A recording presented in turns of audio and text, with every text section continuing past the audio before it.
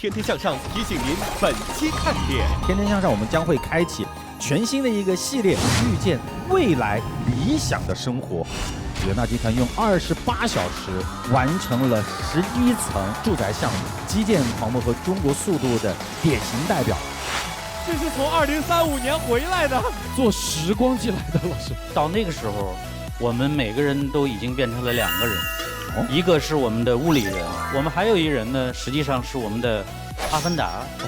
我们研究的就是要在月亮上盖房子。马老师设计了4套完全不同风格的家，最火的那一套呢，被有一个嘻哈歌手带出圈了。孩子进去以后就会挑3拣4，说你这个太土。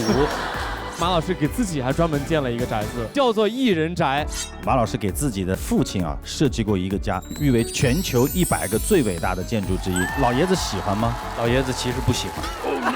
中国国际太阳能10项全能竞赛，东南大学请求出战，中国矿业大学请求出战，重庆大学请求出战。Let's go！如果你住进我们的房子，其实你不需要交电费，不需要交电费。他们说可以省电，我们这个电可以并到电网去卖钱。国家电网，国家电网，最不普通的在这里。我们的年产电量。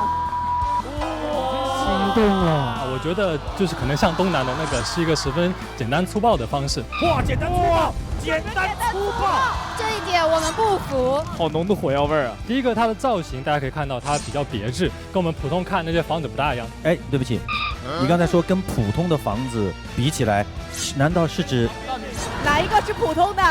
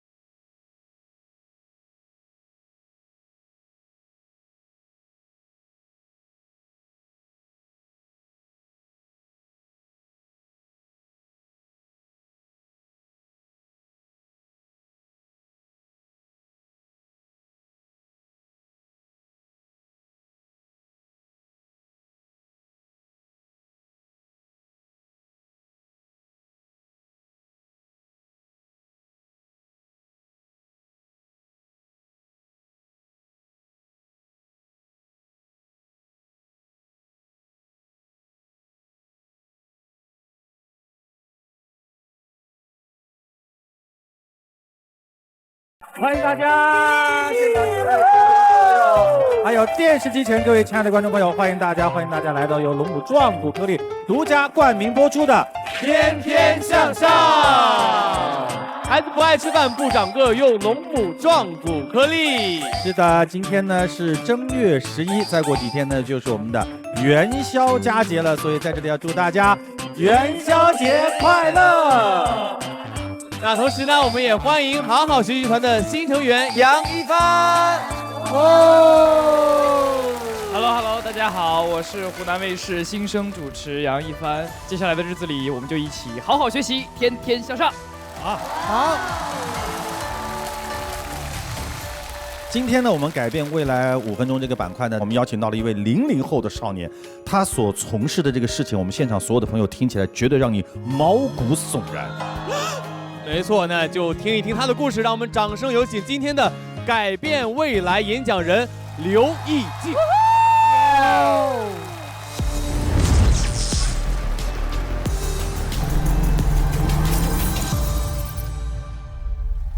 刘义静，00后风暴摄影师、气象科普人。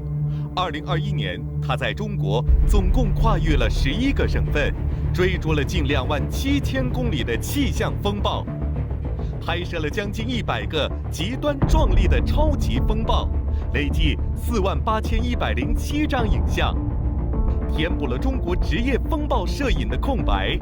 夏季暴流发威现场，在内蒙古和河北交界的地方，成功拍到了一个 Super Cell。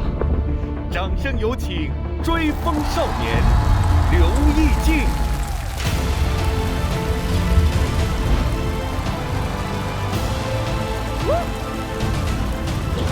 欢迎，欢迎。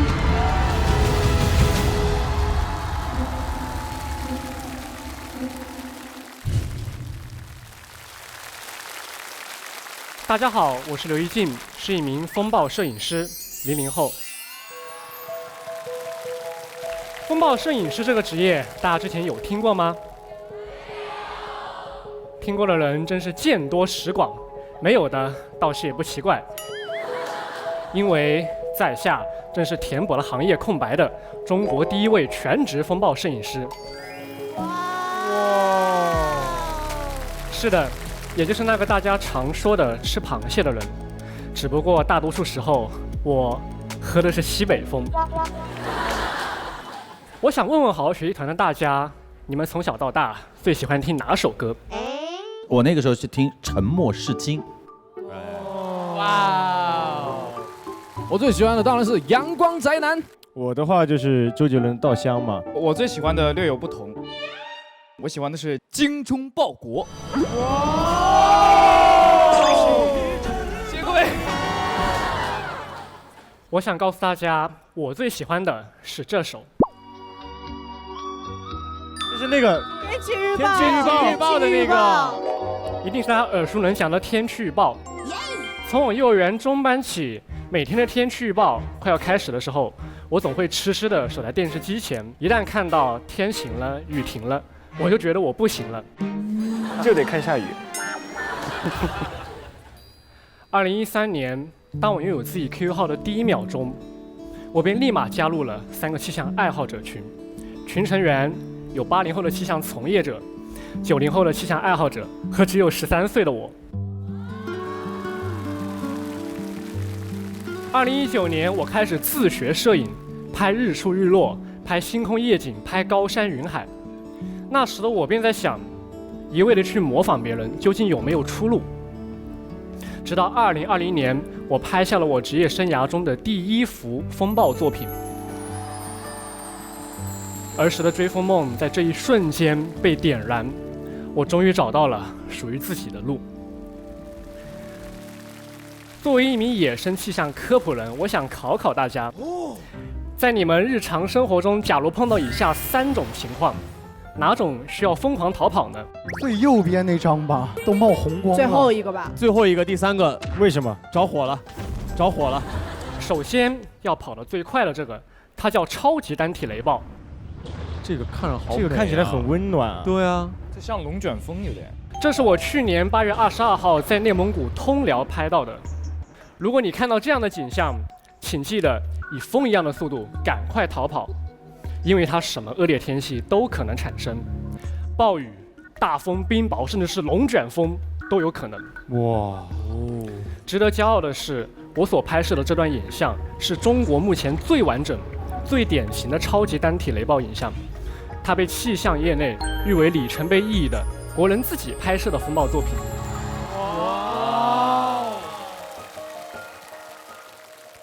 接下来是第2张图片，如果你不跑的话，请看结局。刮走了，就变成了一条围巾。首先，我想和大家科普一下，它叫弧状积雨云，是大风来临的征兆。这次拍摄也是我离风暴最近的一次。为了拍摄到他向我扑过来的画面，我在草原上坚守到了最后一刻。最终10级大风将我的2台相机瞬间撂倒。机智的我在狂风中紧紧地抓住了越野车顶的行李架，并有了这样狼狈的结局。所以这个是真实发生的事情，真实人飘起来了。是的，几乎被吹到腿已经离地了。哇，你飘了，你飘了。到了最后一张，你还是得跑。左侧的叫旋球状云，它是风暴进入成熟期的铁证。这张影像是我拍摄近乎完美的一次，但同时也是我职业生涯中的一次重大转折。那是2020年8月9号的晚上，一团新的风暴突然从天边飘来，远方的闪电和近处散发着诡异的蓝紫色光的云，在我的镜头前交相辉映。正当我拍得起劲儿的时候，一位牧民走了过来，他问我在这干嘛，我说我是摄影师，在拍摄面前的这团风暴。他听后犹豫了一会儿，紧接着带着一股哭腔说道：“你们这些摄影师就应该过来多拍拍我们。你知道今天下午的风暴有多严重吗？冰雹把我的3轮车玻璃给打坏了，更把我们牧民1年的收成全部打烂。”听到这番话，我的内心百感交集，五味陈杂。因为我过去只想单纯的拍摄风暴震撼的美景，但牧民大哥的一番话和我现场的兴奋与喜悦形成了巨大的对比。回去之后，这番话就像一根刺一样扎在了我的心中。原来当风暴来临的时刻，只有我一个人手舞足蹈。于是我决定转型，我开始在我的作品中加入一些文字注解，用最朴实的语言去讲述这些风暴的来龙去脉。是的，我成为了一名气象科普人，响应国家防灾减灾的号召，让更多人能了解风暴，抵御风暴。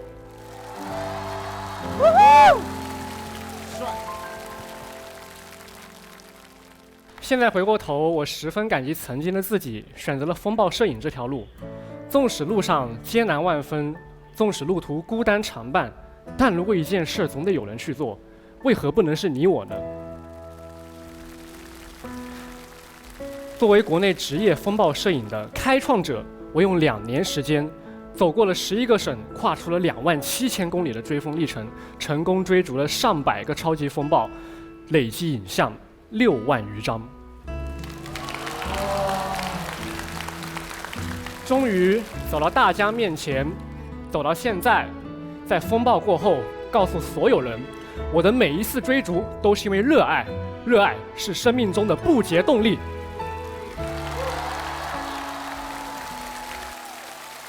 我是00后追风少年刘一静，谢谢大家。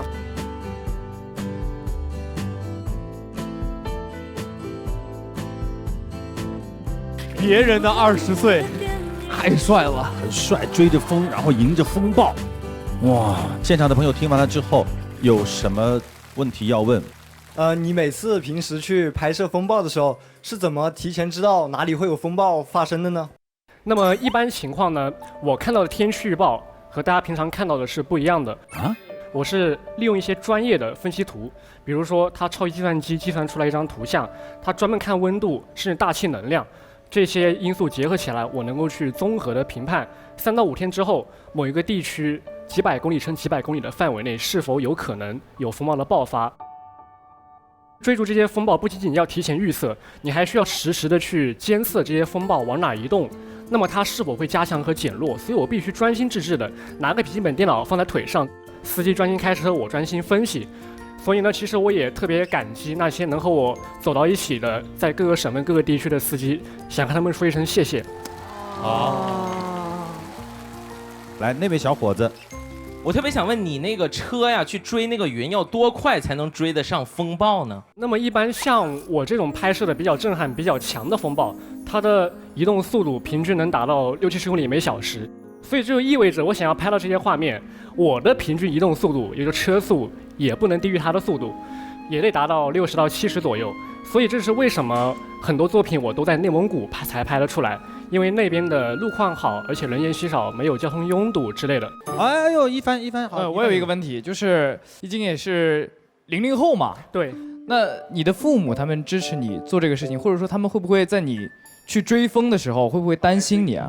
拍个纪录片，儿子在前面追风，爸爸在后面追儿子。哎，别去了，回来！这个情况肯定是有的。我一般都是在距离他5到10公里，就利用那些专业的资料，保持一个安全的距离。那么呢，我基本上每隔1个小时就会和我家里人会沟通一下。对，确定一下我的情况，但是不管怎么说，安全还是第一，因为毕竟它是一个有门槛的活动，然后需要这些强大的气象理论知识的储备，所以呢，我也一直和大家说，千万不要轻易模仿。其实冒险它不是激进，如果说所谓的冒险在有强大的知识背景做支撑的时候，我们可以用勇敢和果断来形容它。非常开心，一位年轻的00后，用自己的拼搏成就了行业的初始的这么一个人物，而且创造了这么多的记录。他可以看到我们看不到的最美的、最神奇的、最不一样的，有一些小脾气的大自然，真的是非常可爱。我们再次用掌声感谢他的到来，谢谢易静，谢谢，谢谢。好，接下来风起云涌的吴泽林。无数次梦到风雨交错的画面，大自然的魔力真的会让人沦陷。于是拿起相机追逐那些震撼场面，就来场非比寻常的人生体验。他把自己置身在风暴里，让汹涌的气旋把他的镜头倾斜。这份追逐是他最好的成人礼，哪怕能同行的人真的寥寥无几。当风暴来临，往往情况千钧一发。好在我们住在安全的高楼大厦，关于未来居所和生活的各种想法，生态安全节能的理念来一次回答。房屋建造是把家园精细雕琢，才让我们拥有了现在的美好生活。绿色双的环保建筑即将成为典范，让我们竖起大拇指为他们一一点赞。好棒啊！哇，太棒了！其实啊，大家都知道，前不久呢，“14+5”规划和2035年的这个远景目标提出啊，明确了创新、协调、绿色、开放、共享的新发展理念。国家主席习近平在发表2022年的新年贺词的时候呢，也提到，让我们一起向未来的号召。所以呢，我们从本期开始呢，天天向上将会开启向往的未来生活全新的系列，带您遇见未来理想的生活，同时呢，也会展示我们对美好生活的倾心向往。那我们今天的第1期，我们就来聊一聊未来的居住。大家有没有想想，就是未来自己想住在一个什么样的环境里？我希望以后能像电影里面，我一回到家，我说今天有点累，他一下就知道我要干嘛，所有的家具就开始工作，什么做饭的做饭，做菜的做菜，给我放热水的放热水，然后我往后面一躺，咵就开始吃喝拉撒。就是因为现在大部分都是楼房嘛，我就觉得很多楼房是1楼有花园，但是到了上面就没有了。但有很多人家里会养宠物，什么大型犬呀，这种不方便在别的地方遛的。我就希望就是能有空中花园，但是这个花园不能算在买房内，那是买房就得送的。主要是送的，主要是送，主要是买房得送花园，真能合计啊，真能合计。我想的住的这个房子呢，楼层是可以换的哦，就是比如说我以前住在1楼，我的房型可以移动出来，咔放到顶楼。那你要问一下顶楼那位愿不愿意降到1楼？没有，就是135、246，大家轮流来嘛。就是这个楼层每天都在变，你看到的窗外的风景也不一样。你以后住在摩天轮里面，有道理，每天都在转。那我今天晚上就先去世界之窗睡一晚试试，马上就能实现。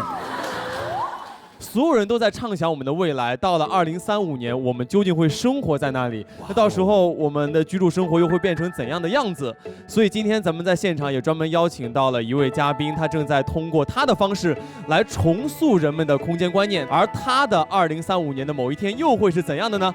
让我们一起掌声有请对未来充满无限向往的国际知名建筑师马清运老师，有请。有请，欢迎。从2035年回来的，坐时光机来的老师。大家好，我是来自2035年的设计师马清运。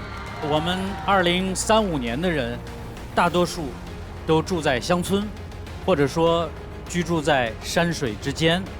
我们以密度极高、感情极其丰富的方式，过着群居的生活。马老师刚刚说的太认真了，一度让我觉得这不是真的吧？这我扭身上他那个飞机，我就回去2035了。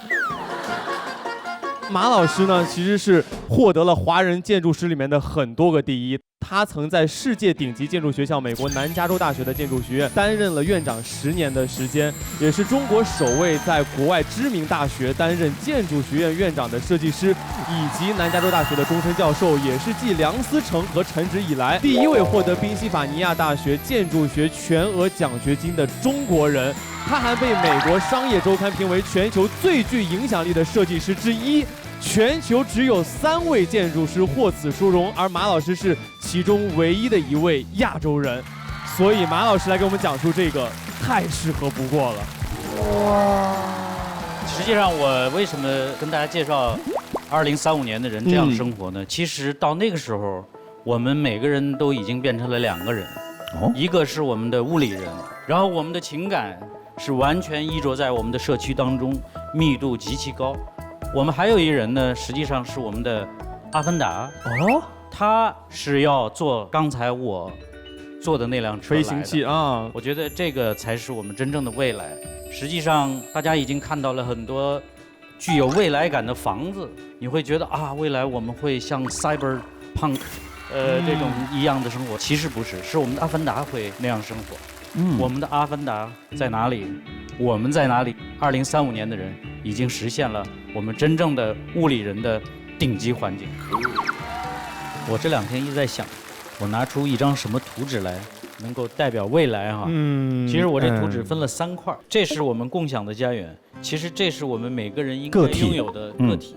其实，在未来，通过数字科学，通过我们所有的移动技术，实际上我们每个人就会成为一个单独生存的地球，或者就是按照我们现在最流行的元宇宙。元宇宙。未来我们这一个人啊，会变成2个人。这边是你，这边就是你的 avatar。你的 avatar 这个脑子呢，实际上就会变成了这些地球之一。然后，这是未来这个城市当中的巨大建筑，就会有可能变成一个巨大的树。这是树，所以我们就会爆炸，其实世界并没有变化，只是是不是你能够接受共享的地球和你自己的地球，也是在思考啊。这就是从哲学层面再来思考建筑和人之间的这种关系，包括跟未来之间的关系啊。韩哥，其实泽林看完之后沉默了，因为他手上也有一幅。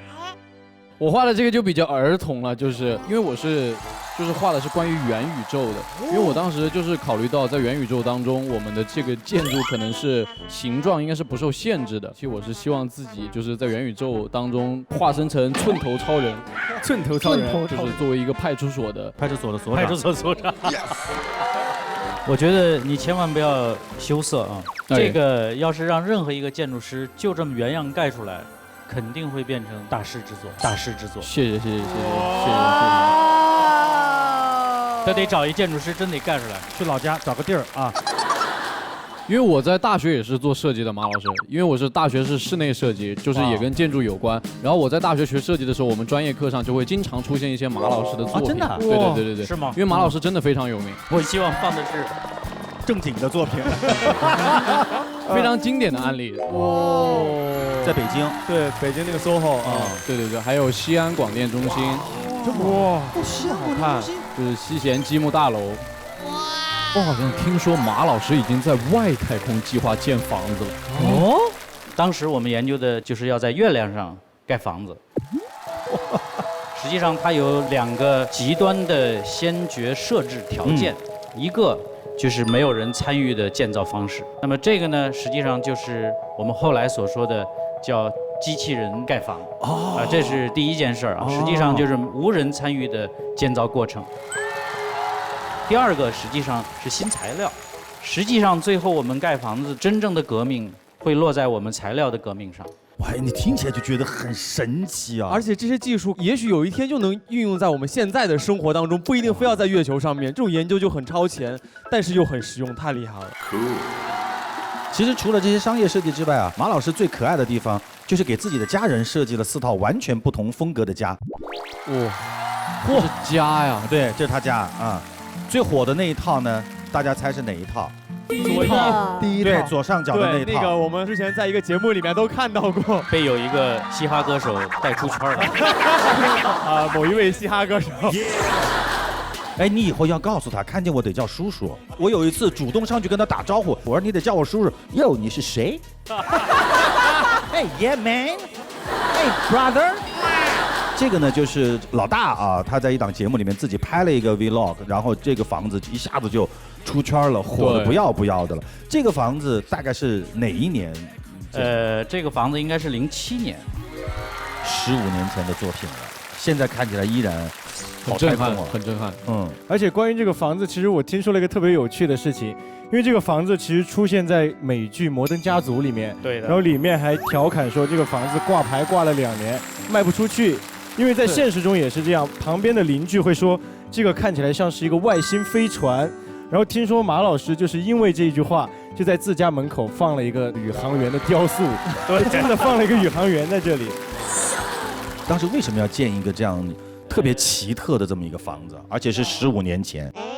很多人问我这灵感在哪儿，实际上有时候设计呢，更重要的是有目的，不见得一定要有从天而降的灵感。当时这个房子有2个目的哈，南加大建筑学院院长第一次选择一位华人，而且是特别以实践为基础的华人院长。对。那么我在当地一定要盖一栋房子，那么这个是自己设计自己盖的。那么他的目的就是要出名，就是要出名。哇，就是学生说这我们院长的房子。对。这个出名的原因就是我要让我的学生感到自豪，说你的院长盖了一个非常重要的。那么其实很多设计师是不愿意不吃口的，说哎呀，我做的房子没什么想法，就自己就出名了。我觉得这种说法带有很大的欺骗性啊！我这房子就是为了就是要出名，就是要出名的啊，就是要出名的。第二个呢，就这个地方啊。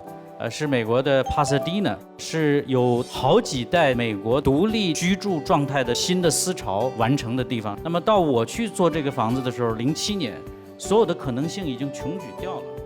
所有可能的都被他们玩过，都把他们玩过了。我玩什么呢？所以只能在外星上搞一个。为什么在这个美剧里说这个房子是没人买的？因为所有人都觉得这房子是不是拿来住的。那么这个呢，实际上也是。当一个私人的住宅可以当一个公共的视觉的文化去传递的时候，实际上你已经在为你的社区做贡献了。我们刚刚说啊，马老师给自己的老婆孩子设计家，但是他也给自己的父亲啊设计过一个家，叫做父亲的宅。这所房子就被日本的杂志誉为全世界最好的住宅，全球100个最伟大的建筑之一，就是这个。哇，这是里面吗？这是里面。对，这是里面。最大的特点就是所有的建筑材料都是在这个房子边上的一条河里，捡出来的。哇，听说一捞就捞了2年。因为它发水才能冲过来一部分。你不能捞人家邻居的石头。只能捞自家门前的那一块。那河段不就光秃秃的？那段没石头，光秃秃。对，然后再一发水，再过来一批。第二个比较有意思的点，其实，在西北的乡村里，一般都是你的爸爸把房子建给你，对，传给儿子结婚啊什么的。对，但是这个是我给父亲的。问题是老爷子喜欢吗？老爷子其实不喜欢。马老师内心的感觉是，我只让我喜欢。妈说，我很冒昧的问一句，您给老爷子准备这套房子的时候，有没有考虑过实用的这个问题？没有，完全没有，没有，真是没有。但是我想了另外一个词，就是适用。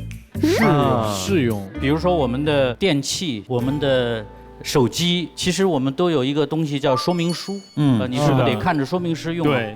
那这个其实一个好房子需要说明书的，你得学着用，你要用你的生活跟这个房子进行一个适配。如果你太习惯用这个房子了，我觉得这房子可能就失掉了作为最好礼物的可能性了。就是说这个房子最重要的是动心起念的那个念，以及送的这个过程。老爷子走到哪儿，这是我儿子送我的房子。这对了，你说老爷子那个心理的舒适度，他比住在里面那个身体的舒适度有可能还要开心。对，我老爷子感觉就跟你刚才说的一模一样，是吧？对，就那么强烈，骄傲啊，是吧？随着这个科技的不断的发展，你看我们有了这个智慧家居，你就特别喜欢那种啊，对，就喜欢这那个叫一体化。我们问一下你们啊，如果说你们啊可以定制一套智慧家居的话，你最希望有哪些功能？定制一个智能床，就早上我想好几点起床，我先提前设定好，就是我人还没醒，他就把我送到厕所去，把我扶起来洗漱，换好衣服之后把你送到门口，眼睛再睁开，哎，对，把衣服帮我换好，然后一弹就可以出门上班了。同一个地方，同一个梦想，同一个梦想。我其实想的是那个玻璃，哦哟，玻璃就是有一个智能的玻璃，然后你可以在上面直接说我要去哪里，它就换了。比如说我要去海边，就会有海风出来；我要去雪山，就有雪山清冷的味道出来。这个其实很早就有了。我 out 了。吴泽林，你呢？现在有智能家居了嘛，然后智能家居大多数是可以用语音助手控制的，但是其实大部分，比如说我住过那种宾馆的，它的智能语音助手它是识别不了方言的。哦。对吧？因为有一些其实待在老家的爷爷奶奶啊，他们可能说普通话说的并没有那么好，可能是说方言说的比较好。我是希望可以在智能语音助手上面加一个这种方言的功能。这个其实也有了啊，也有啊，也有了，戒掉。他们现在的要求都非常容易达到。这么一说，我以为我过得很好，现在看起来我什么都没有。我们以为的未来都是过去，我们也太落后了。你们共同都缺了一个东西，就是这情感这事儿。对，年轻的朋友他们对未来的建筑或者是智能的这一块，他们想到的更多的是为自己服务，便利。对的，会让他们现在这个地方舒适度已经不出门了，但是对于这种社区的人内心的那种亲近感，反倒是一种隔离了。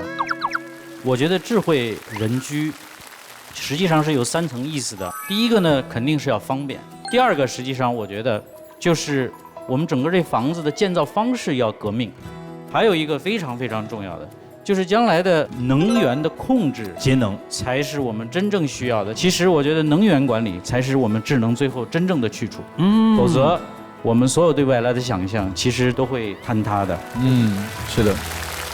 马老师给自己还专门建了一个宅子，叫做一人宅。一人宅，这个房子其实说是一人宅，不如说是我一人的生活宅。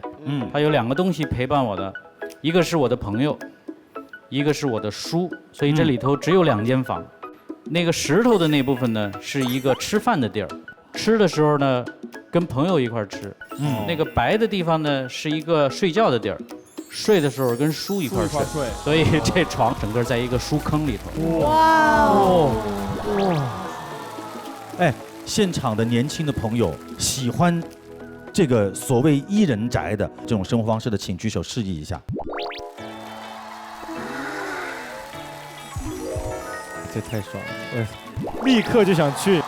你看，你牢牢抓住了羡慕各种00后的心。好的，你们有一人宅的时候找我啊。马老师，那我们去免费你给设计吗？当然啊，今天啊这个有一个条件啊，就是你都得住在我那村里，让我的居住密度加大，情感链接变多。哎，对，听说好像只有您自己可以进去，老婆孩子都不能进去啊。至少这个设计的目标是这样啊。这里头就像所有我们在2022年生活的人一样，如果孩子进去以后就会挑3拣4，说你这个太土，说你这个太不实用，特别是你的太太进去的时候，这儿太脏，这儿没收拾，哎呦，就是你整个的生活实际上是没有自由的哈。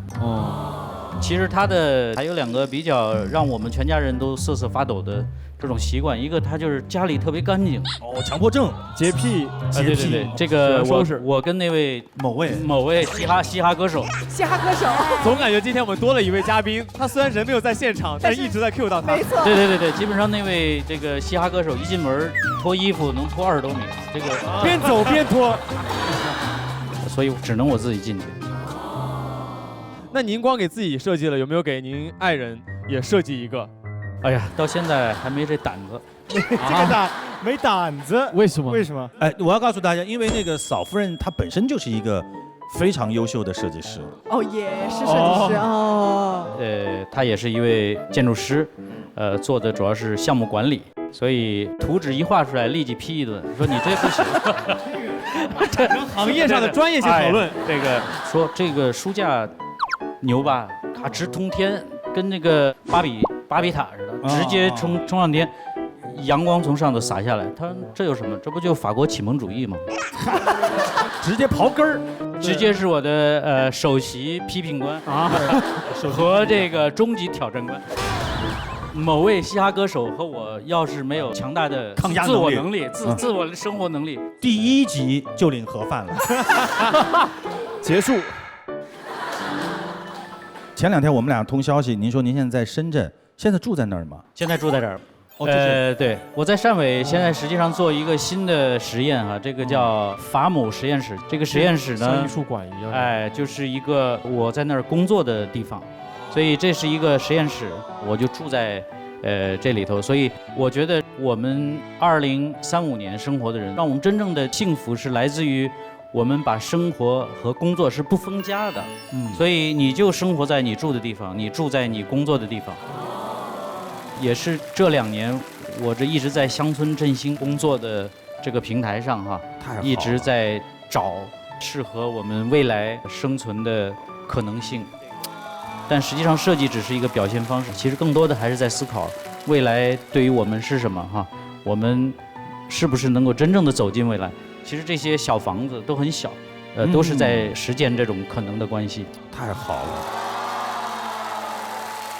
因为我们最近也在做有关乡村振兴类的一些节目。所谓的乡村振兴，它最切合实际的就是3个问题：农村、农业与农民。对的，农村没有农民就不叫农村。那农村怎么去留住农民？就是农村里的一些产业和一种生存状态。那这样的一些房子作为实验摆在那个地方，年轻人会因此跟乡村发生一些关联吗？我觉得。只有年轻人喜欢了，所有的问题就都解决了。对，这是一个最大的关键，因为未来是他们的。哎，我问一个问题啊，现场我们来搞个调查，未来你们更多的是群居还是独居？选择群居的，请举手示意一下。哎呦，不多哇，不多哎。好，选择独居的，请举手。独居会更多一些。我感觉学画画的大部分都希望有一个安静的地方留给自己。那马老师您觉得？我自己选择群居哈，我也希望花更多的时间，实际上说服你们群居。我们这边同意了，我们同意了，这边直接过去了，一个宿舍来吧，就直接去群居了。我们这边一会儿就拉着行李跟您走了。对，说服大家的其实只有2点啊。其实真正你心里有群居的这个向往的。第2个是我们共同的命运有关，就实际上我们将来做非常面对未来可能性的能源管理、灵活性的管理和面对情感的这种管理，其实都是需要群居能解决的啊。其实我们现在全球的建筑师都在思考，这种社区，就是我刚才一直在鼓励大家开始展望的这种共享社区。以后我们的城市实际上一定会变成这个样子的。以后我们的手机一定会变成了你居住的单元。虽然现在对，其实到你完全可以达到成为一个或者多个社区的部分的时候，我觉得那个时候你对所谓群居就会有新的理解。我们来问一下现场的朋友，想住进一个什么样的社区？那边有。好，那位女生。我的理想社区，我希望它是有山有水，然后有绿意，大家都非常和睦。所有的大人、小孩还有老人，大家各得其所的在一起。其实我自己也在这方面做了非常多的尝试。我们一帮来自同济跟复旦的建筑设计以及教育专业的我们的这些小伙伴一起进行了一个长达8年的，然后我们建立了有超过900个的社区花园。然后我们的目标是在2040年建2040个，比马老师多5年。哎，我们能不能请他来介绍一下，好不好？好的。来，请上舞台。说到这儿，来。大家好，我叫刘瑾，我是一个复旦金融专业毕业，然后现在在公益组织里面做社区花园的一个跨界中青年。哇，感谢你就是来到台上跟我们这些中老年。对，感谢，没错，特别感谢。那你们也就是利用一些城市的一些边边角角了。是的。那这个东西其实是我们现在在做的，有别于这种城市里的这种大的这种公园，我们其实是去利用城市里的一些边角，甚至是废弃的地方。那像这个位置是在我们上海的五角场。五角场这不是特繁华吗？对，特繁华，但是那一块在8年前，对，是一个垃圾场。那这个垃圾场周围有4个小区，然后大家怨声载道，就是有异味儿，然后不好看。这个是我们改造之前的样子，就是水泥地。这个中间就是一个完全废弃的，然后很多建筑垃圾的这样的一个地方。然后我们通过了7年的一个培育的时间，我们可以看一下它现在的样子。不像是在城市里边。这个地方总共有2000平，然后我们在这里已经有超过几10种不同的动植物。那我们就是下楼踩着拖鞋就可以在你家的花园可以看到10几种不同的昆虫，还有5种以上的青蛙，这些都是我们通过7年的这样的一个培育呼唤回来的物种。那这个东西做起来以后，我们一到楼底下，它就可以完成自然课的这样的一个在地的这样的一个学习。对，那我们这里的小朋友，我们有一个很有意思的项目啊，叫小小规划师。小小规划师。对，我们的小朋友其实可以在这里有非常多的收获。我们的小小规划师一开始的时候，他们要做调研，他们需要了解一下，我住的这个社区里边有多少人，有多少年的历史，道路是怎么规划的，我家在这个社区里是个什么位置。然后还有一个很有意思的调研，就是他们要做入户调研，他们需要真正的去敲开一些陌生的叔叔阿姨、爷爷奶奶的门，告诉他们，我们要在你们家楼下建一个花园啊，请问你想要建什么样的？或者说你喜欢是大葱还是喜欢花朵？那我们都可以帮助你去实现。那这样的一个行为对于小朋友来说是一个非常好的一个自信跟一个沟通的一个收获。我们觉得这个可能是在未来世界里，不管是2035还是2040年，孩子们真正需要的能力。就是小朋友他能够有一个自己建造起来的，未来也属于自己单独的一个社交场。对，他会把其他小朋友也叫过来，你看这个地方是我来做的。太棒了，特别棒！我们谢谢刘瑾，谢谢马老师带领我们开启了对未来居住空间的这种美好的畅想。谢谢您啊，谢谢。那其实越来越多的建筑行业的新生力量，其实也加入到了这样的一个团体啊。他们用自己的创新和想法，为绿色建筑美丽中国贡献出了很多的青春方案。那么接下来呢，就让我们有请来自2021中国国际太阳能10项全能竞赛的代表们，有请。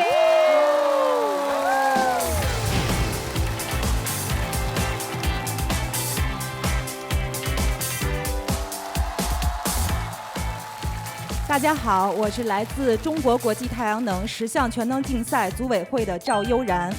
中国国际太阳能10项全能竞赛聚全球顶级青年才俊，探索未来建筑创新。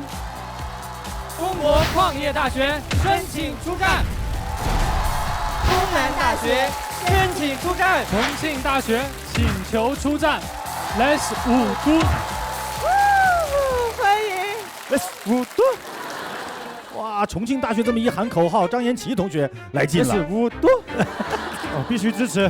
那我们首先请组委会的这个赵悠然老师来介绍一下这个项目到底是做什么的。它其实是一个具有全球最高水平的大学生的太阳能建筑科技类竞赛。它其实享有太阳能界的这个奥林匹克和绿色住宅世博会的这么一个双重美誉。这比赛的形式是什么呢？是不是从喊狠话开始？请出战，申请出战。5都，5都。其实形式就是，比如说我们这一届马上就要在河北省张家口市举办了，20天之内要建15栋以清洁能源为唯一发电能源的绿色住宅，我们会永久保留，以后服务于当地的这个乡村振兴。明年的比赛可以放到浏阳小河乡吗？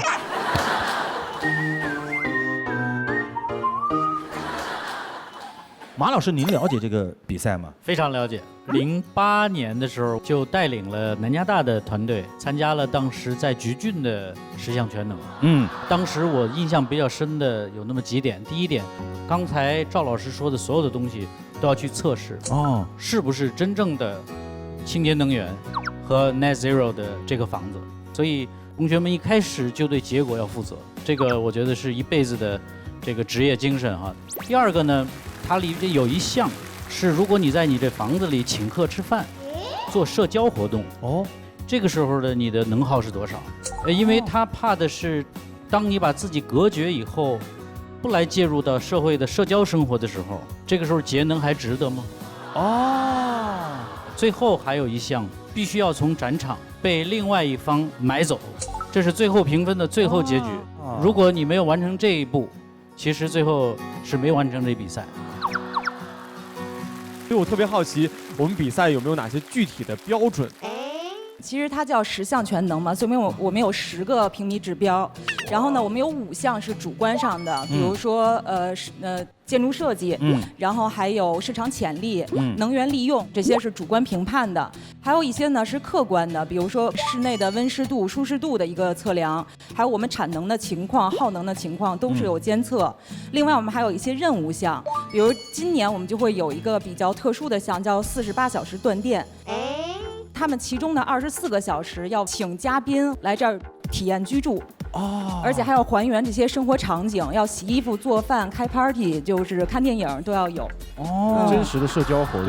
对。目前这个比赛到什么阶段了？现在我们15栋房屋都已经建设完毕了，在今年的7月份会开始对他们进行评测评比。3组同学能不能跟我们说一下哪个是你们建的？就是那个西南角的那个房子。西南角哪边？您就说左上角呗，就西南角大概就是这个图片的左下角。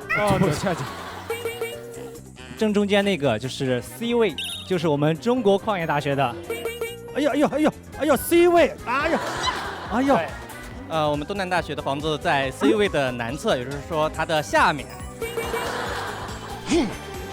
那么我们今天有3所高校的优秀参赛代表队来到我们节目的现场我们请他们跟我们来介绍一下他们建的房子，分为3轮介绍，由我们现场的嘉宾以及这个观众朋友们来根据他们的描述来选择你们未来想住的那套房子。是我们首先从中国矿业大学的同学来开始。Round 1。大家好，我是来自中国矿业大学的研2学生韩飞虎。我是来自中国矿业大学建筑与设计学院的李俊。大家看到的我们眼前这个模型，它的名字呢叫做 T&A House。怎么有点像一首歌 T&A House。这个作品呢是由我们团队历经了5年时间去设计而成的，而且张家口呢今年恰逢和北京一起举办2022冬奥会。所以我们整个设计呢也是冬奥的一个主题做的这种感觉。我们房子重点的体验的是一个生态性、一个节能性、一个舒适性和宜居性。从布局上来讲，我们分为9个模块，中间是一个生态庭院，然后其他房间围绕中庭依次展开。大家可以想象一下，潺潺的流水带动屋内的灵气，然后人在屋内的每一个角落都可以感受到自然的一个治愈。李俊，你去售楼应该也可以。潺潺的流水带动房中的灵气，想象一下那个场景。来买一套。大家好，我是来自重庆大学 CCMH 战队的副队长王涛。Hello， 大家好，我是来自重庆大学 CCMH 团队的队长洪佳丽。我们来介绍一下我们的这个房子要给我们房子提一个关键词的话，那我觉得这个房子应该是浪漫。浪漫，哇，来一套，来。第一个，它的造型大家可以看到，它比较别致，跟我们普通看那些房子不大一样。它是个大平面。刚才对不起，你刚才说跟普通的房子比起来，难道就跟旁边那一栋对不对？还是这边这一栋？到底哪一栋是普通的房子？什么个意思嘛？那么呢，我们就是它这个大斜面，它不仅仅是为了造型怎么样，它是有发电的功能的。哦，发电。哦，哇，这个实景好漂亮。哦，是黑色的。这么一看上去，是不太一样。有些房子就显得有点不太一样。哦。所以说我们可以看到，它那个斜面，它上面其实都是光伏板，就是太阳能板，它的造型跟普通的光伏板不一样，它看起来就像玻璃幕墙一样，十分的漂亮。晴天的时候，它可能是蓝色的；阴天的话，它可能是黑色的。所以说它的造型是十分灵活的。那么这是第一重浪漫。第二重浪漫呢，它就是我们建筑的内部空间。我们可能也不像其他普通的房子一样，哎呦，其他普通的房子啊。其实可以看到，我们这个空间是一个斜着的一个情况。还有第三重一个浪漫，那就是我们的一个智能的浪漫。我们引入了一个全屋的智能系统。如果说到了晚上，你说我想看星星，那么我们对应的天窗也会打开，你可以在我们的阁楼上面肆意的欣赏着星空。是的。完了！我觉得它这个确实可能造型比较美观，但是我喜欢听但是后面的话。我觉得我们这种方方正正的更实用，空间利用率更高一些。它这个我觉得只适合去展览，去自己做一个参观而已。很多人可能会觉得斜面空间利用率低，那是因为他们没有找到好的利用方式。You what？ 前面没有找到好的利用方式。可以看到我们的阁楼空间，大家发现左右两面是斜的，斜面的这些地方，它是我们定制的那种家具板，它可以翻折上来，可以做储物，可以当椅子，还可以当桌子等等各种各样的功能。其实这个目的呢，是想要在限定的面积下面创造更多的空间，限定的面积创造更大的空间。好，我们现场的朋友的那种欢呼啊、惊讶呀，似乎已经有了一点点倾向了啊，但是没有关系，坐山观虎斗，最不普通的在这里。这是什么？虾片儿，豆皮儿。大家好，我是东南大学沙楚翘。我是张君君。我们这次为大家带来的作品是 Solac 3.0，它是一个曲面的建筑，看起来非常的复杂，但是其实就是很复杂。不，它不复杂，它是用20个一样的双曲面的壳体组合而成的，看起来很难造，但是实际上在工厂里面只需要一套模板就可以实现所有的预制。哇，就有点像一个艺术馆。我跟你说，你胜就胜在 P 图 P 得好。我想说一下，我们不是效果图，这是我们的实景照片，所有的照片都是实景照片。韩哥还有一个重点，别人家的那个照片也是他拍的啊，难怪呢，上当了呀，兄弟，我们自己拍的，你们的雪景图是我拍的。能不能够看看里面嘛？对，看半天了，还没有进门看一看。大家要看一看。我们的内部空间呢也是多变的、可变的，而且呢，我们跟其他赛队又不太一样，他们的可变空间啊，可能更多的局限于居家办公，但是我们的内部可变空间呢，可以通过家具不同的拼合和变化啊，我们会有更多的功能，比如展览啊、电影啊、会议啊等不一样的模式。所以说，我们这个房子可以做到买一套顶多套。哎，你也是售楼的对不对？买一套顶多套哦。哎呀，这个还是挺漂亮的啊，外观很美，很特殊。又买了，心动不如行动。我觉得他们说的买一套顶多套，你是买一套送一套，对不对？是的，因为啊，在一个很大的空间里面，我不要做隔墙，然后我买很多家具，然后给它藏到柜子里面，那这样的话，那其实是个很简单的事情。但是在我们鞋屋里面的话，我们是通过一些设计。这个建筑它可以像变形金刚一样，实现从居家模式到办公模式的一个切换。它可以变出很多办公桌，然后容纳10个人以上在这办公。因此，我觉得我们的一个设计会更巧妙一些。好的，第一轮 PK 已经结束了，我们问一下好好学区团的各位成员，喜欢哪一个房子？我有点喜欢这个买一套顶多套的，因为它这个真的有点酷到，就记住这一句话了，是不是？买一套顶多套，这还不下单？我就住那个流水那一个吧，流水那个感觉它的构建其实更加传统在内部。我是那个愿意住在这里头，重庆之家。对。我先说一下，跟我是重庆人没有一点关系啊。那看来就一但是定有关系。对，让我最心动的一点就是它的能源和美观其实结合的真的非常好。对，我也首先说一下，跟我是重庆人没有任何关系啊。我也比较，你是我是江西人。因为刚刚有一张效果图非常，就是我觉得非常好。因为我刚刚看那张效果图可以做节目。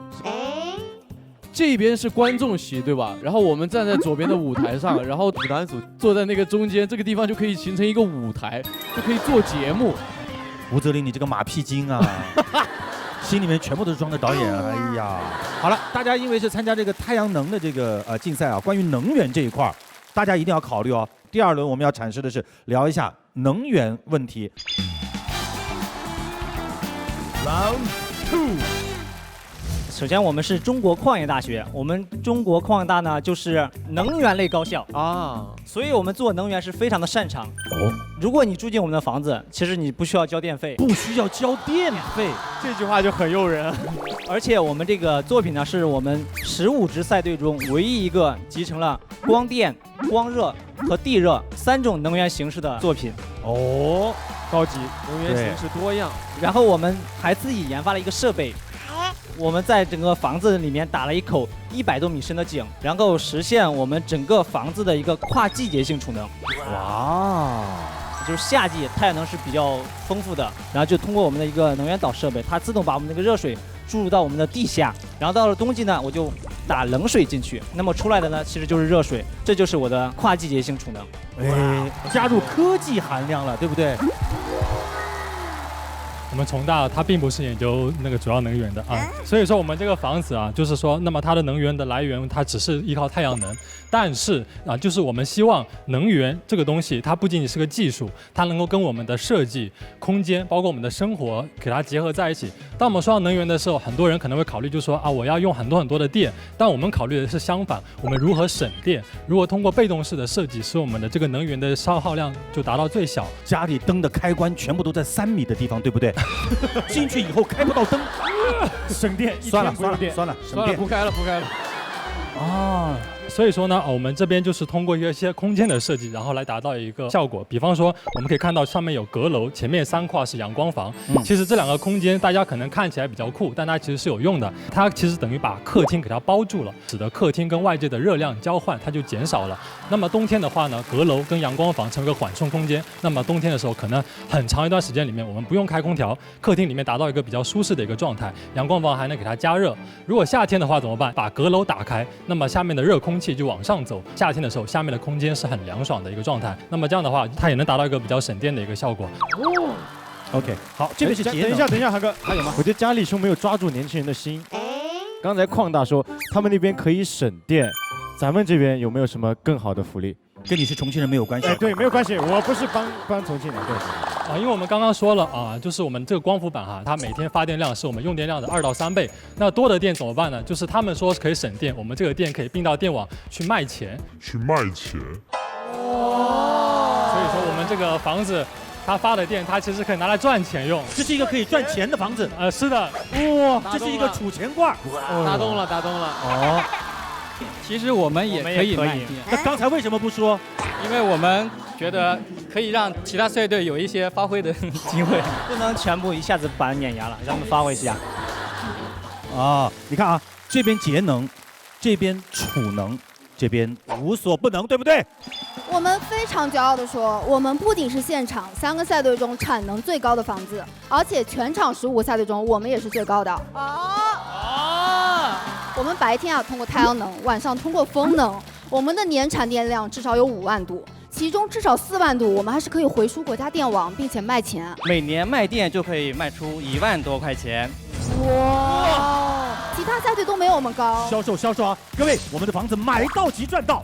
买到即赚到，你花这个钱买房子，10年以后你买房子的钱通过卖电又赚回来。还在犹豫什么呢？但是好像东南大学的这个房子好像是玻璃墙，可能这个散热性可能就不太。哎呦，好像有点道理。我们要要强调一点，首先省钱并不等于赚钱，对不对？对其次，我们的房子并不仅仅是一个主动式产能房屋，我们也有一些被动式设计的。同时，我们希望向社会去传达一个理念：未来的房屋肯定是主动式产能的适用面更胜于被动式房屋的。我的意见其实是跟飞武队长是一样的，因为我认为一个建筑从能源角度上来说，它要关注产能，它也要关注节能，而且更重要的是如何通过我们设计的方式，能够使得这两者就达到一个平衡的状态。因此呢，我觉得就是可能像东南的那个，就是把那个光伏板铺在一起，是一个十分简单粗暴的方式。哇，简单粗暴，简单粗暴，这一点我们不服。简单粗暴最有力。对。其实刚刚我的队友说了，我们最主要是想向社会去推广这种主动加被动的方式，所以我们刚刚主动的介绍的比较多。我们没有被动吗？我们当然是有的。我们玻璃就不节能吗？我们3玻2中空，传热系数1.1，完全的节能，符合被动式的标准。然后刚刚佟大他说有一些能量的组织上，那么看到我们和我们的曲面的形态也是高度结合的。我们有2个天窗，那2个天窗是可以打开的。比如说到了冬季的时候，它可以实现自然的被动式的通风，风就被直接拔上去了。相应的这样子的设计，我们其实有很多，但是我们更想是向社会传达一种理念：要想钱包鼓，开源节流很重要，更重要的是要有主动式产能。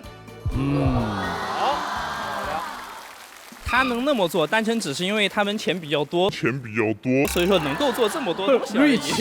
然后的话，我觉得对于能源的利用，我们要以一个更宏观的角度去看，能源它只是电嘛，我们的光它带给我们的温暖，它也是能源。比如说我们这个阳光房，我们在冬天的时候，这个阳光房它的整个是非常温暖的。我在阳光房里边种点花，种点草，然后拿个躺椅喝杯茶，阳光洒在我身上，外边是一片白茫茫的雪地。我的天哪，对吧？各位，这边是卖电，这边卖情怀。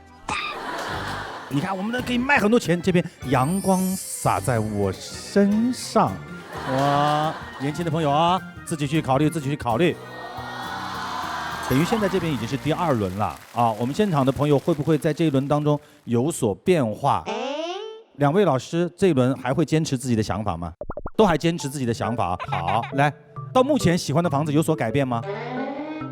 我没有都不变，还是喜欢虾片。喜欢虾片。我改了，我从那边跳到这边了。不好意思，我也是，我想把握主动权，主动产能啊。我臣服于楚乔姐的这个状态，她看起来比较霸道，开始喜欢上了她的状态，变熟很重要，有点震慑到我了。对。好，那小杨呢？你还是我没有变。要想钱包股，主动加被动。我也没有变化，但其实我有一个比较直白的问题啊，就是这个电怎么卖啊？是咱们一般人就是真的收集起来的电也可以卖出去吗？你现在家里是不是收集了一些电？对，我准备回去收集电了，所以我想问一问，还是那种走到街上，哎，要电不？吴泽林说是这样卖，走到街上，要电不？自己存的，自家产的电，我要来10度。哎，这边还有，对，这个是怎么卖？国家这边是有政策的，就是说你可以向国家电网去提出申请，然后他就会就有专业的人过来去找国家电网，国家电网，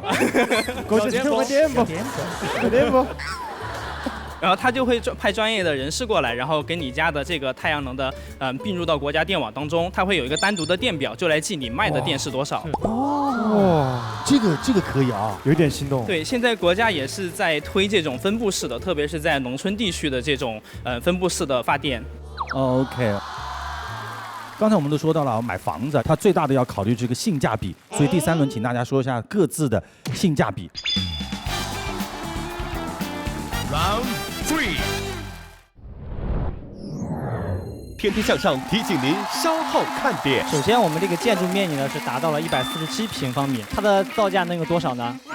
其实也就100多万。哇！其实说到性价比这个东西，我们不能单看它说多便宜，而是说我通过这个价钱给大家带来了怎样的一个体验。我们建筑的空间带给大家体验，绝对是15个队伍当中是最好的一个。整个的造价大概在200万左右。200万，有点贵哈，有点贵。最不普通的在这里。元大集团用28小时完成了11层住宅项目，基建狂魔和中国速度的典型代表。建这么快，住进去会不会有危险？它究竟能不能住人？龙母宝贝家提醒妈妈，孩子不爱吃饭不长个。一要调理脾胃，二要补充钙源，三要补维生素 D， 三管齐下，促进营养全面吸收，帮助孩子健康成长，天天向上。龙母壮骨颗粒，天天向上。待会儿见。龙母壮骨颗粒，天天向上。现在继续。这里是龙母壮骨颗粒冠名播出的《天天向上》，孩子不爱吃饭不长个儿，用龙母壮骨颗粒。刚才我们都说到了买房子，它最大的要考虑这个性价比，所以第3轮请大家说一下各自的性价比。Round 3。好，我们先来说一下，就是首先我们这个建筑面积呢是达到了147平方米，我们就是实用主义啊，跟那个农村的环境融在一起。对对对。目的就是希望我们所有的新农村以后都能用上这样的房子，又舒适又便宜又干净又整洁。那么它的造价能有多少呢？其实也就100多万。那今天我们下订单的话，你们这边能给到的优惠大概是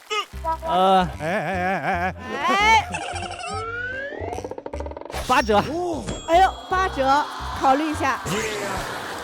其实说到性价比这个东西，它是一个是它的性能，一个是它的价钱。我们不能单看它说多便宜，而是说我通过这个价钱给大家带来了怎样的一个体验。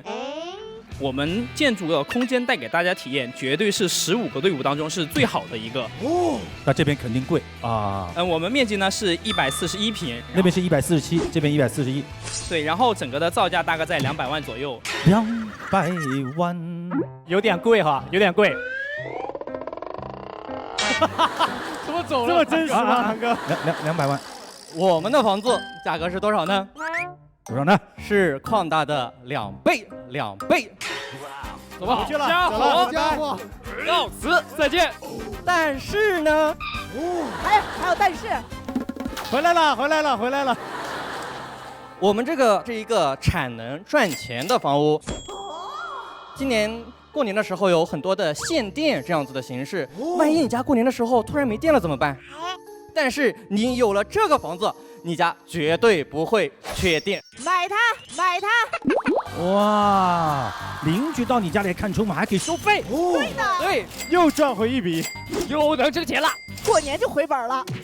哇，我们这个套内面积是125，但是我们整个的有覆盖的面积是324平米，因为它有大量的檐下空间，你可以在这个里面刮风下雨都可以在里面玩。也是想探索未来的发展的方向，所以说我们在这个里面最特殊的这个壳体是用的最新的超高性能混凝土，我们的混凝土的用量是传统的1/3。哎，这个挺厉害的啊！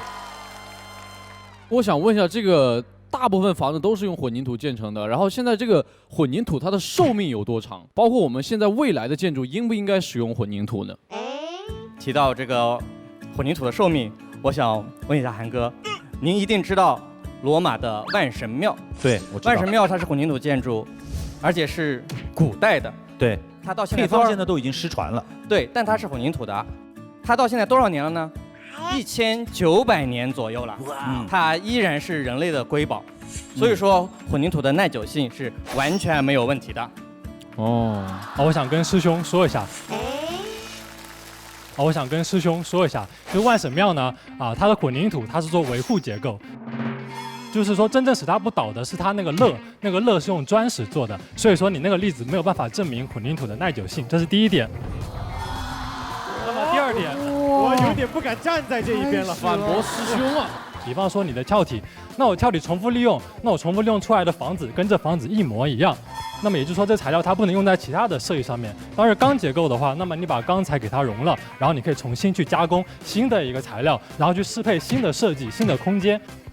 因此呢，我觉得它可能还不能够像你那么简单的就给它区分开来。好了，3轮 PK 完了以后有没有变化？小唐。我觉得我可能会买这个，因为我可以把它做成娱乐场所，对外营业，他为了营业卖出去，我1年就回本儿。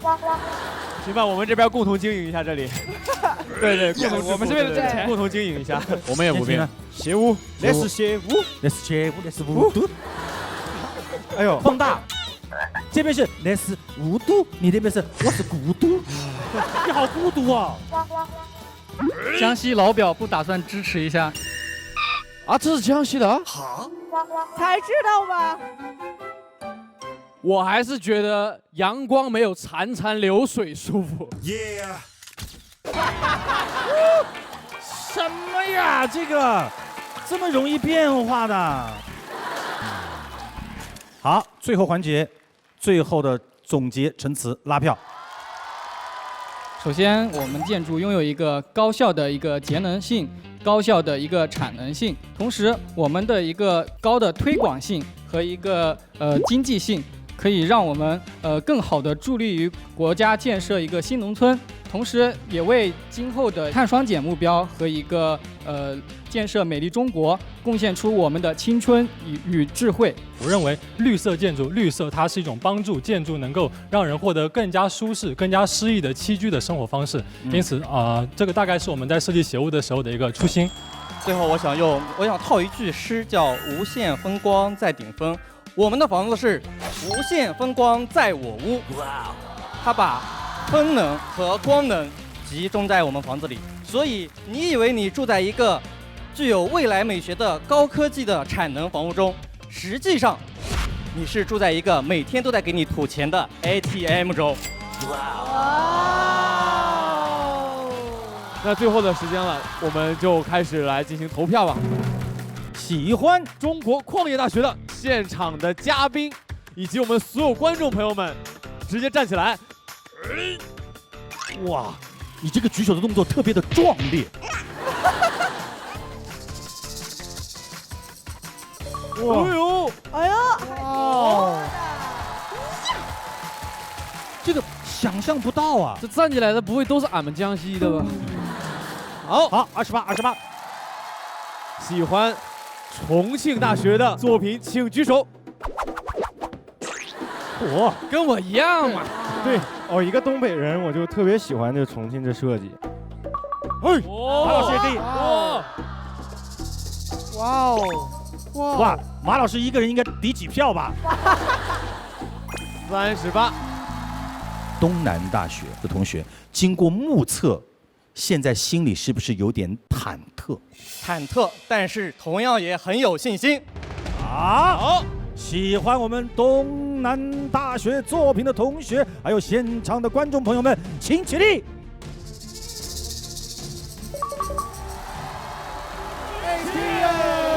好，我们这边已经致富了。所以，各位亲爱的观众朋友，获得全场年轻朋友认可的作品就是重大，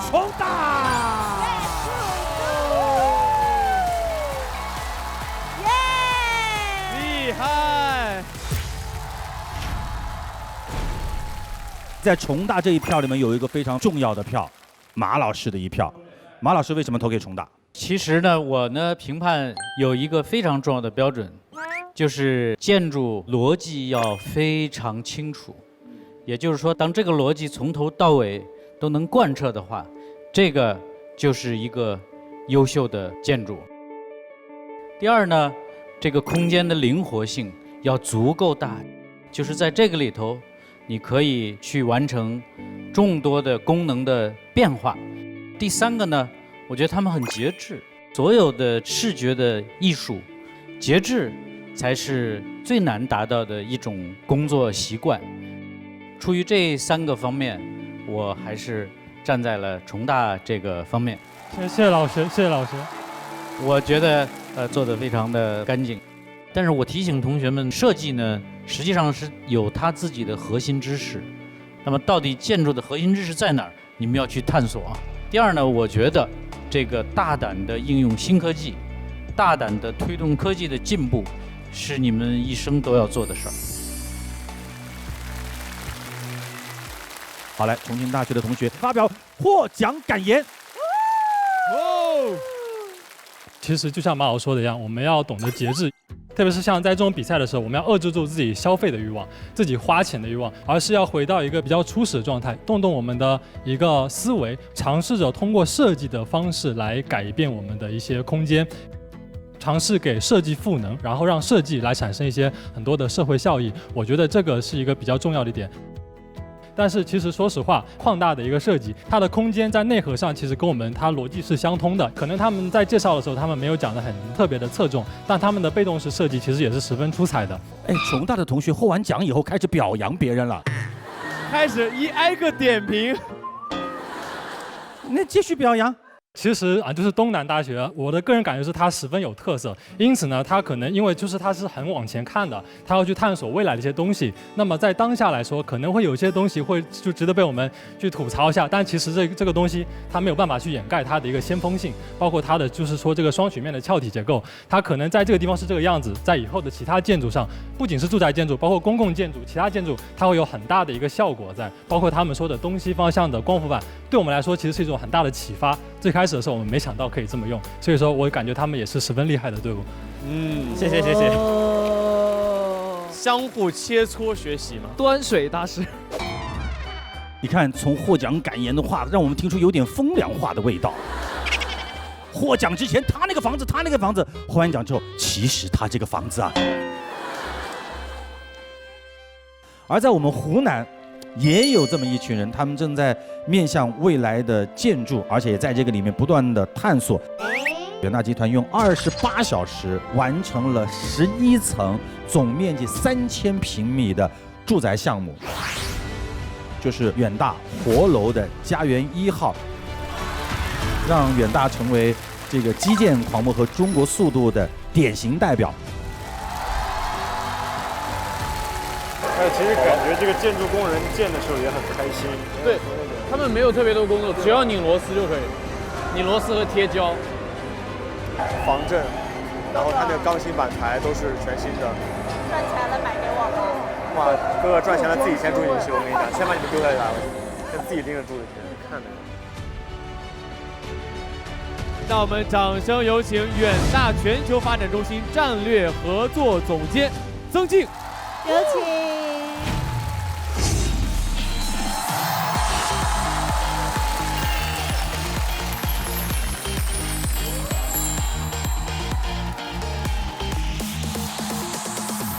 欢迎静静。大家好，我是来自远大集团，既会跳舞又会建楼的曾静。静静呢是远大城当时这个艺术团的团长，跳舞跳得特别的好。哇！静静，你从艺术团的团长转到做这个，你自己心里有什么感觉？我很荣幸，我能够见证这整个发展过程。在08年到15年，我们实际在做全钢结构建筑，建筑消耗地球上1半的资源和能源，因此建筑节能非常重要。所以我们08年就把所有老建筑全部进行了节能改造，做了外墙后保温、多层玻璃窗、窗外遮阳以及新风热回收，而且节能效率全部都达到80%以上。所以尝到这个甜头之后，我们就开始推广。但是很多人他自己不动手做节能改造，所以我们就下定决心用工业手段来推动建筑节能。所以因此我们开始研发超级节能的房子。活楼是全球首创的工厂化不锈钢建筑。这种建筑呢，它不仅耐久，而且我们是100%在工厂预制，现场没有施工垃圾，然后我们也不用一丝混凝土。哇！我们不如是这样的啊，我们就实地去看一下这栋28小时搭建起来的活楼到底是怎么样，好不好？好，说走就走，走，走。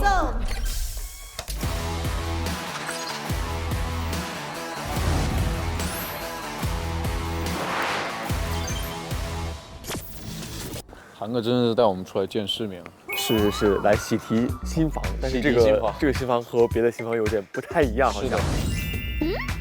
这个楼呢，花了28小时45分钟建成了一整栋11层的楼。但是这个楼能住人吗？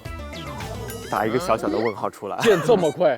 住进去会不会有危险啊？这个呢，咱就跟着韩哥进去看一看，这个楼里面究竟是什么样的环境，它究竟能不能住人？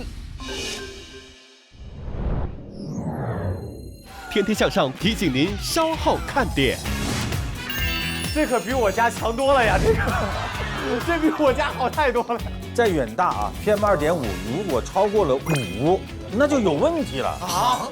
这里呢不能用拎包入住来形容，拎包入住没有这么高的水准。自己酿酱油好，能够想得到的食物，在湖南能够生产的食物，我们这里都有。这个太好了也！这是我17岁画的画，17岁啊，张总画的，17岁才高3啊。韩哥这姿势摆好了，好，不管像不像，反正画的是他。我看。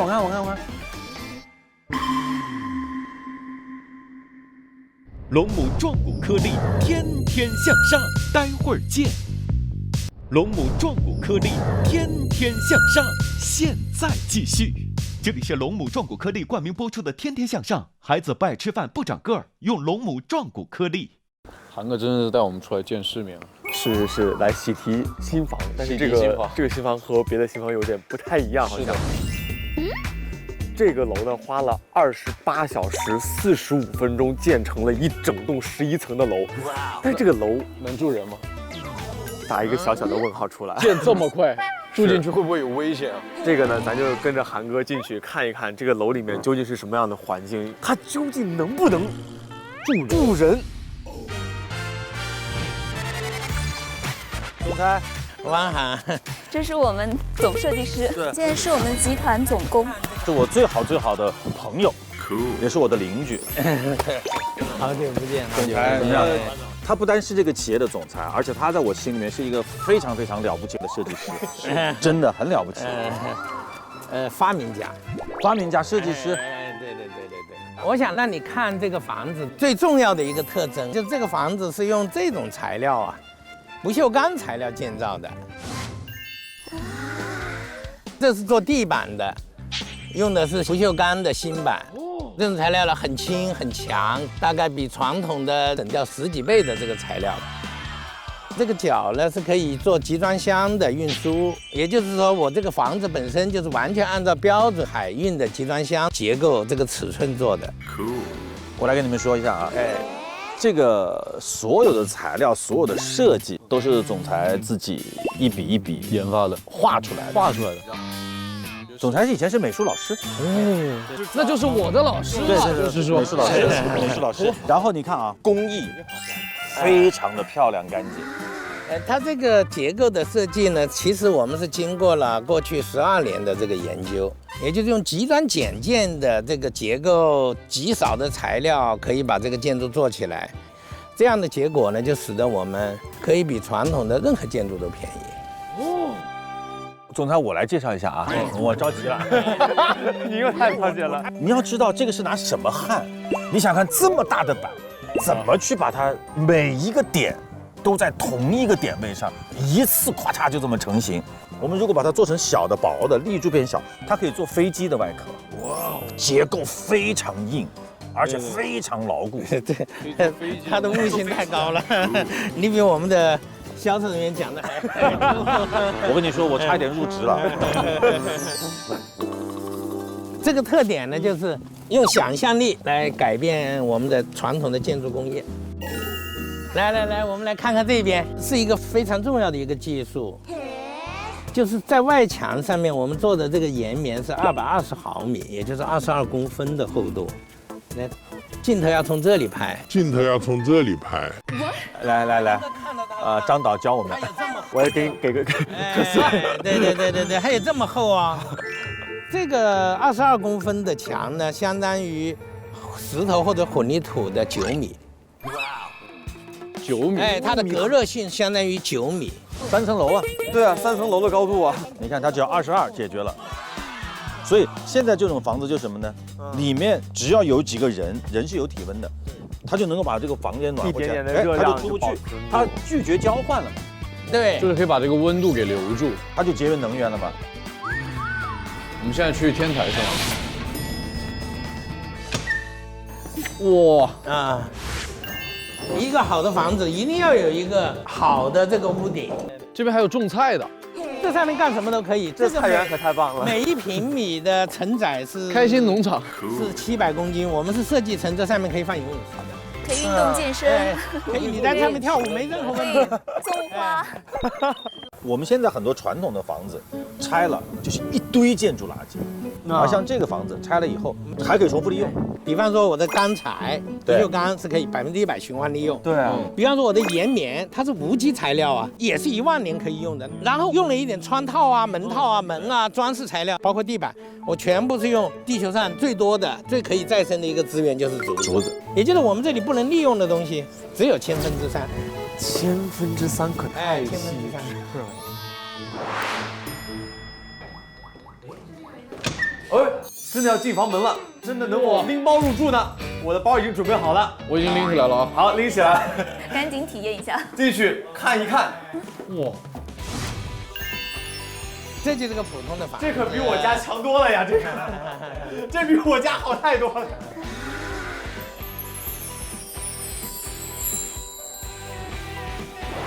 你看进来以后，空气的舒适度你呼吸，因为我们这里是全新风嘛，在远大啊 PM2.5如果超过了5，那就有问题了啊。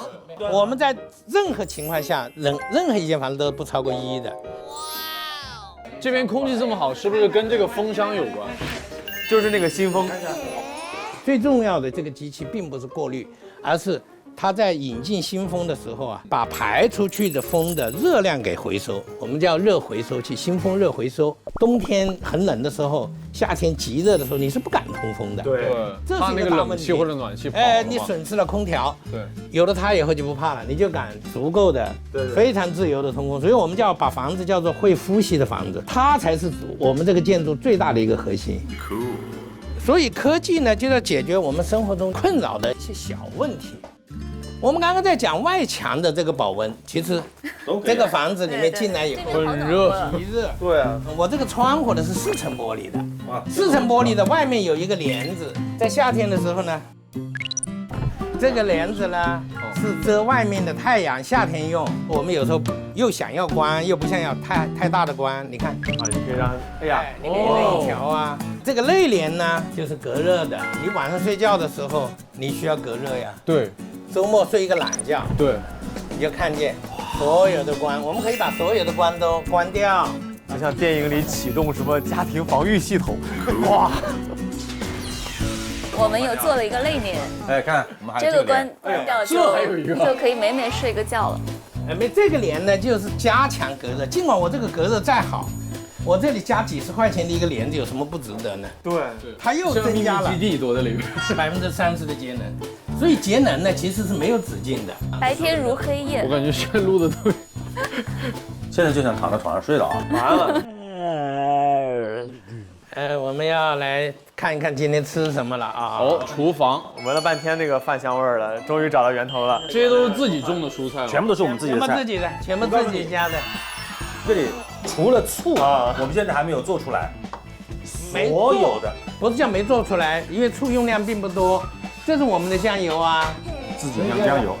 从调味料到蔬菜，而且蔬菜种类还这么多，是能够想得到的食物，在湖南能够生产的食物，我们这里都有。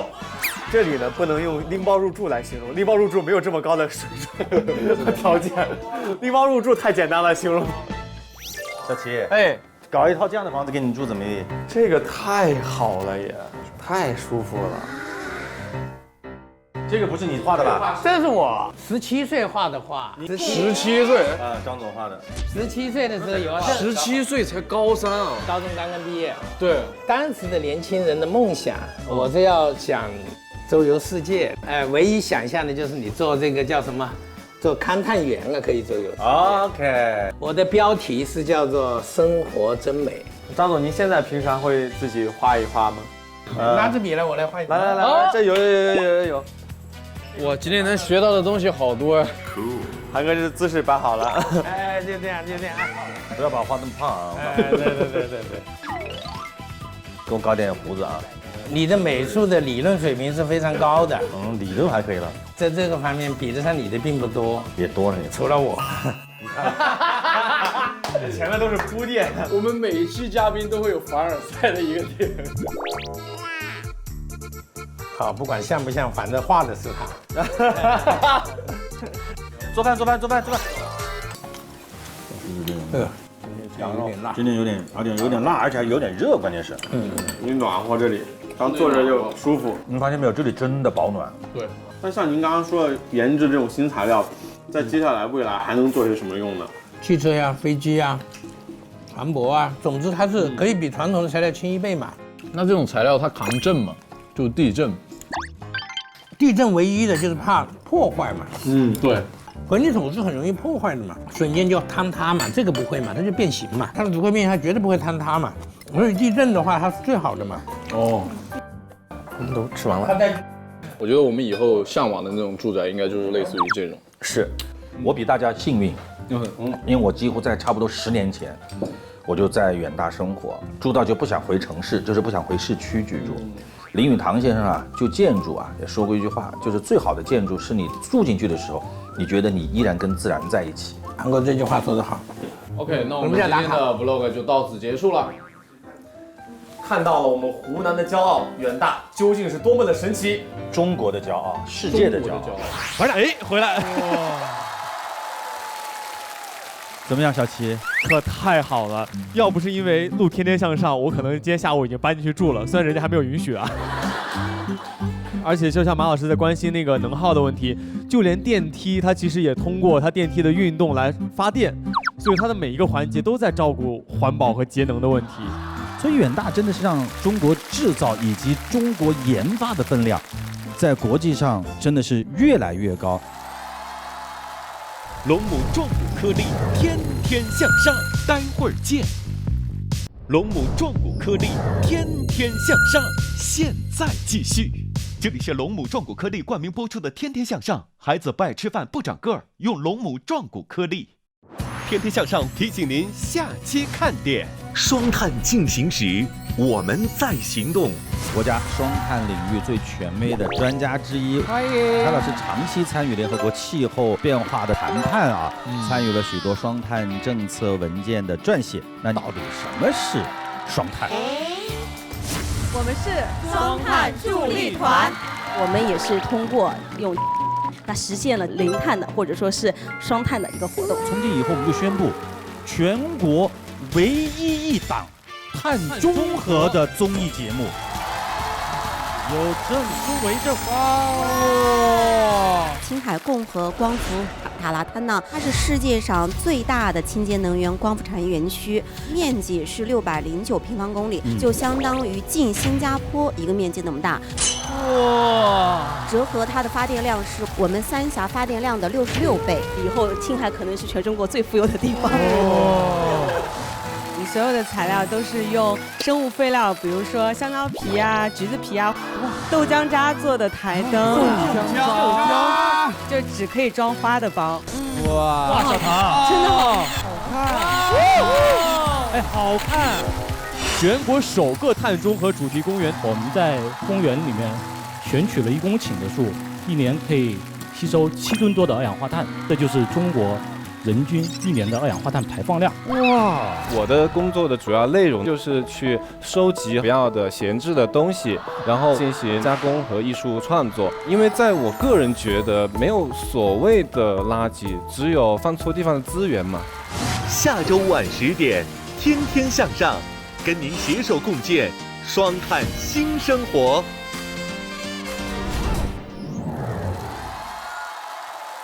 其实随着社会的进步啊，我们的住房也在不断的改变。未来的房子真的是千奇百怪，未来的房子你真的无法想象。但是你只要期待未来，未来一定会以你惊讶的方式款款的向你走来。所以今天特别感谢我们场上这么多年轻的朋友，用你们的学识，用你们的想法来回应“14·5”规划和2035年的远景目标纲要提出的绿色发展，促进人与自然和谐共生的这样的一个关系。所以未来建设美丽中国的征程就在你们的脚下。谢谢你们，谢谢。感谢独家冠名商龙母壮骨颗粒，孩子不爱吃饭不长个，用龙母壮骨颗粒。我们下周5晚不见不散，拜拜。